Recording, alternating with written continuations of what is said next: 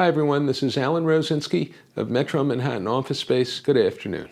The commercial office space market in New York City is going to become startup friendly. You heard it right. Now, previous to February 2020, there was a real scarcity of small spaces. Startups, they want flexible lease terms and they want small spaces. That's why they all went to the co-working spaces like WeWork, Regus, because they could lease a couple of hundred square feet and they could sign a licensing agreement which would be 3 months, 6 months, a year. Now, if somebody called me up a year ago, let's say it was a tech firm looking for a lease term of 2 years, looking for 500 square feet, it would be difficult to find them space because what landlords had done as the market had strengthened, and this is what they typically do, they combine spaces to create larger units. Because if a landlord has a 100,000 square foot building, they don't want 200 tenants of 500 square feet each. In a perfect world, they want maybe 10 tenants of 10,000 square feet. They're larger companies. They're safer bets as tenants, less likely to disappear and go anywhere. So what happened as the market strengthened? Landlords would move tenants around in a building, combine spaces, lease to larger, more credit-worthy, stronger tenants,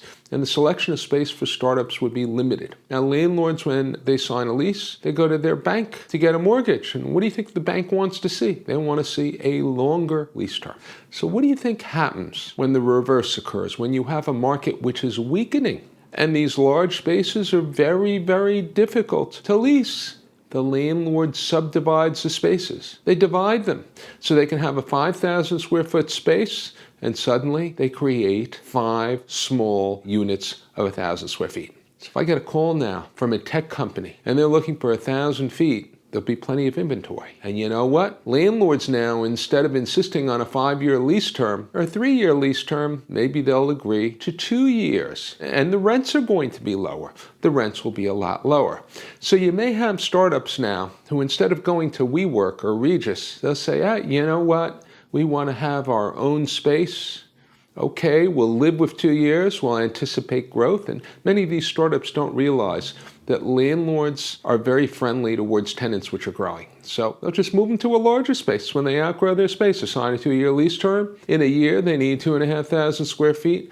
They will go to the larger spaces. So to reiterate, the commercial real estate market in New York City will be much more startup friendly because the per square foot prices will be much lower than they were during the pandemic, number one. There will be a much wider selection, a much greater selection of smaller spaces, was what these startups generally want. That's number two. And landlords are likely to agree to shorter lease terms. What I didn't mention, post-pandemic, many tenants may feel more comfortable with their own private space, which will work against the co-working facilities and will favor private demised spaces that a startup would lease from landlords directly with a direct lease. And there's still a lot of startup activity. There's still funding out there.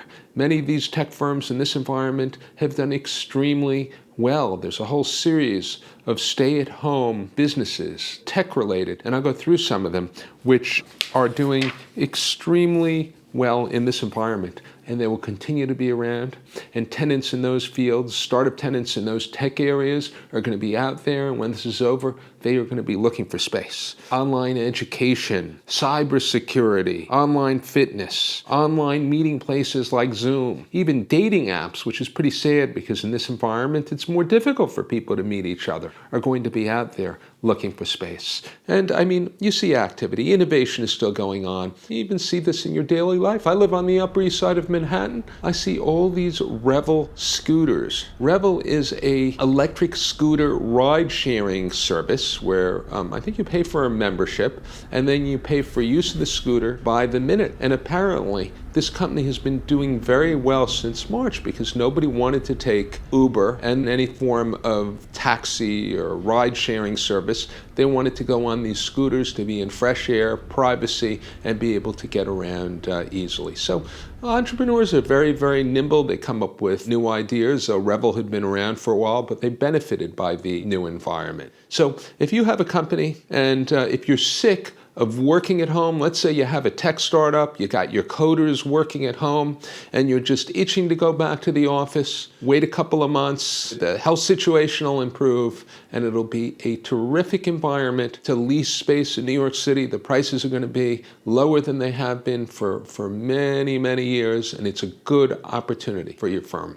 If you found this content interesting or helpful, I'd be happy if you subscribe to my YouTube channel.